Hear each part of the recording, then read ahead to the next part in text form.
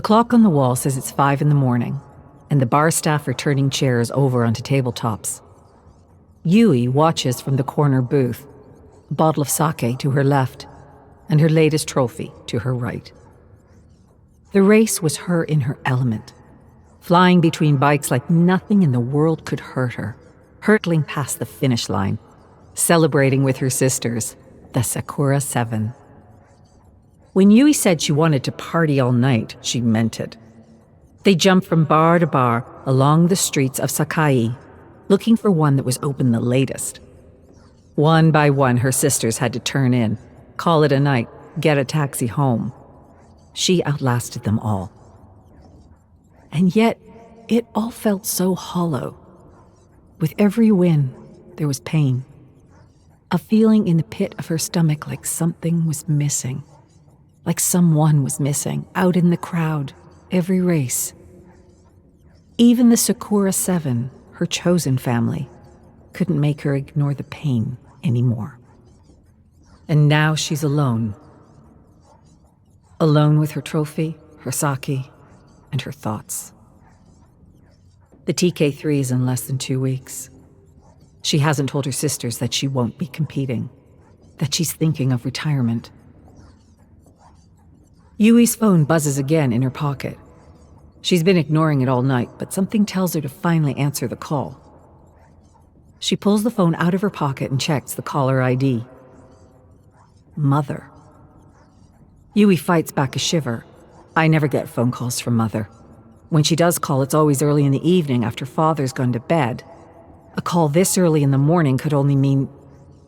Her grandmother's face flashes before Yui's eyes, and the shiver overtakes her at last. Yui holds up the hachimaki and studies the autographs of everyone who's ever signed it. Through puffy, stinging eyes, she sees the names of her sisters in the Sakura 7.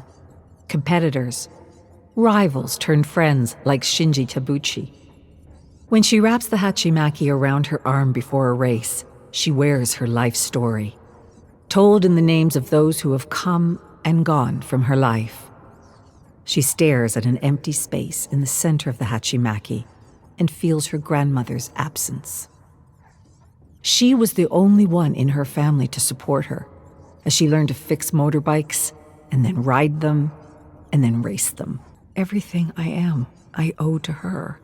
I can't miss her funeral, even if it means seeing him again. The man who was so offended by his daughter following her own path that he cut her out of his life, kicked her out of his house, left her to fend for herself. Scenes play out in her mind like a movie that hasn't been made yet. Her parents wrapping her up in their arms, sobbing, begging her forgiveness for what they did. Another scene where they kick her out of the funeral parlor, tell her she's not wanted, and she curses their names before riding into the sunset. She hasn't been in the same room as her parents in over a decade. Anything could happen. Yui lets the hachimaki rest on her chest as she stares through the blinds at the daylight that drifts in from outside. The long road from Nagoya to Hida is made longer by the seemingly endless tunnels Yui must ride through. The walls close in around her, speeding by without any landmarks. Has she been riding for an hour, a week? It all feels the same down here. She coasts along a bend in the tunnel, and suddenly she can make out a pinpoint of light in the distance, getting bigger and bigger until the sunlight overwhelms her senses, and she has to fight the urge to shut her eyes. Yui relaxes the throttle, takes a deep breath. No more walls, just fresh air and forests that stretch out to eternity. A biker develops a double vision when they ride. Yui keeps her eyes fixed on the road ahead, but still she's able to take in the trees that flank either side of the highway. The forests outside Hida were always so beautiful, especially at this time of year, just before summer reaches its peak. It was through these forests that Yui would go on long walks with her grandmother. They would talk, they would laugh. Sometimes little Yui would cry, and her grandmother would hold her. Their walks would always end at the same spot, a cliffside clearing overlooking the valley below. There, they would sit on a pair of smooth boulders and watch the sun set over the valley. She always found peace in that spot. Clarity. It was there that she realized how much motorcycles meant to her. She could use a little peace right now. Yui pulls over and drops the kickstand. The memories hit her like a freight train. She can see their special spot in her mind's eye, smell her grandmother's soap, taste the candies she'd sometimes get at the end of their walks, feel the setting sun on her face. Yui looks out at the forest. I can remember so much about that place, except for how to get there. Even as she decelerates, the whine of Yui's inline-4 engine cuts through the silent morning. She lets the bike roll down the narrow street, looking left and right for any sign of the funeral home. Being in Hida after so many years away is a cruel reunion. She has no time to reminisce, even as she passes alleyways and corner stores that awaken memories long buried. At last, she rolls up to the funeral home and drops her kickstand. She moves in a flurry, peeling off her helmet and leather jacket. She slicks back her sweaty hair and adjusts her blouse, the nicest thing she had in her closet. She walks into the parlor 1 minute before the hour. The room is already full, row after row of faces Yui half remembers, faces that turn to watch her enter. Yui bows to either side of the aisle every few steps, pretending to ignore the shocked murmuring. Let them talk. I'm not here for any of you. I'm here for... A resplendent coffin rests at the far end of the parlor, surrounded by flowers.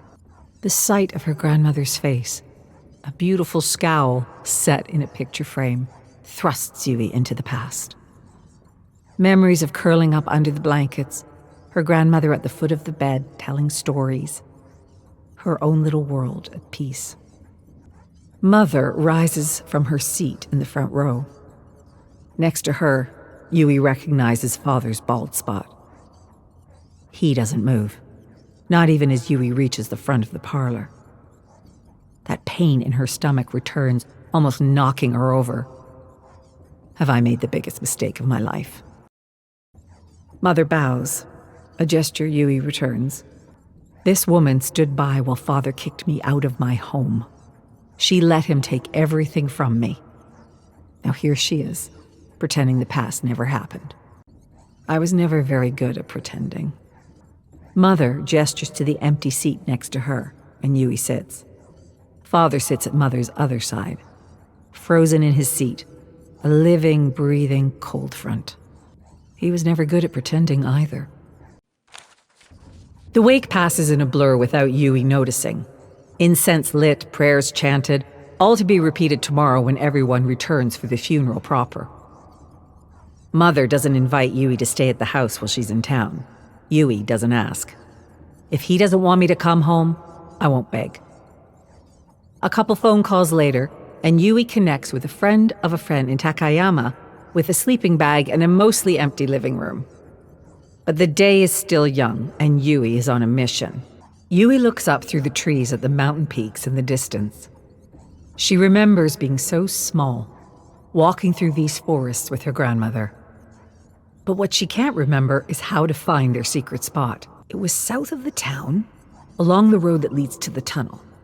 I just need to keep walking south. She stumbles through the forest, fighting off an onslaught of invasive thoughts. You actually think Father will apologize? Or Mother? Suppose you do find this spot. What then?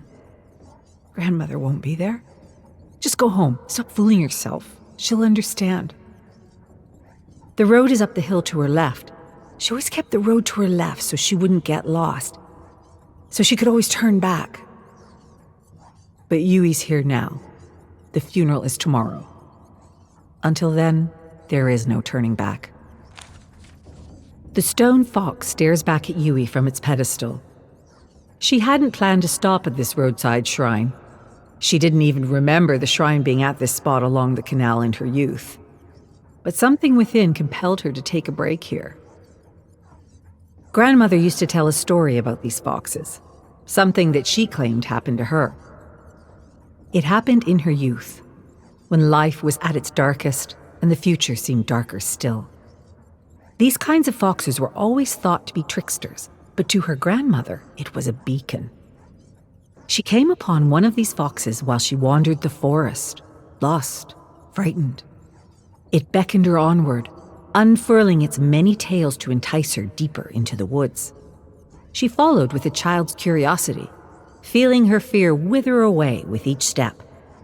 That is, until the fox disappeared.